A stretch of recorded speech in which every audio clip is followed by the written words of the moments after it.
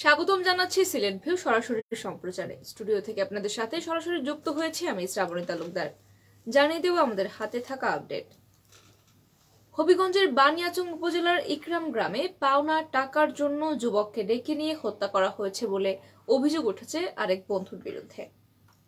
শুক্রবার 24 মার্চ দিবাগত মধ্যরাতে ইকরাম গ্রামে এই চাঞ্চল্যকর ঘটনাটি ঘটে। এ যেন বন্ধু যখন শত্রু। 25 মার্চ সকালে পুলিশ মরদেহ উদ্ধার করে ময়নাতদন্তের জন্য হবিগঞ্জ সদর আধুনিক হাসপাতালে প্রেরণ করেছে।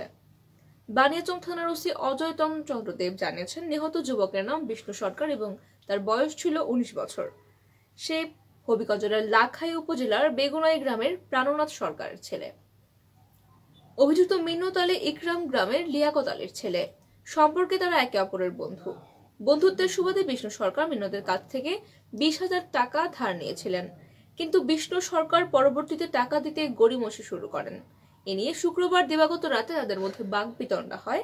এক পর্যায়ে মিন্নত তাকে ডেকে নিয়ে বাড়ির পার্শ্ববর্তী হাওড়ে নিয়ে যায়। এ সময় মিন্নত আলী ক্ষিপ্ত হয়ে দেশীয় অস্ত্র দিয়ে তার উপর আঘাত করে। এ ঘটনাস্থলেই বিষ্ণু মারা যান। পরে তার মরদেহ গুমের চেষ্টা করলে স্থানীয়রা বিষয়টি আঁচ করতে পেরে থানায় খবর দেন। খবর পেয়ে পুলিশ মিন্নত আলীকে আটক করেছে এবং লাশ ময়নাতদন্তের জন্য হাসপাতালে প্রেরণ করেছে। ওসি জানিয়েছেন, আটক মিন্নত আলীকে থানায় জিজ্ঞাসাবাদ করা হচ্ছে। সুপ্রিয় দর্শক শ্রোতা, এই ছিল আমাদের হাতে থাকা আপডেট। এতক্ষণ যারা সঙ্গে ছিলেন সকলকে অসংখ্য ধন্যবাদ।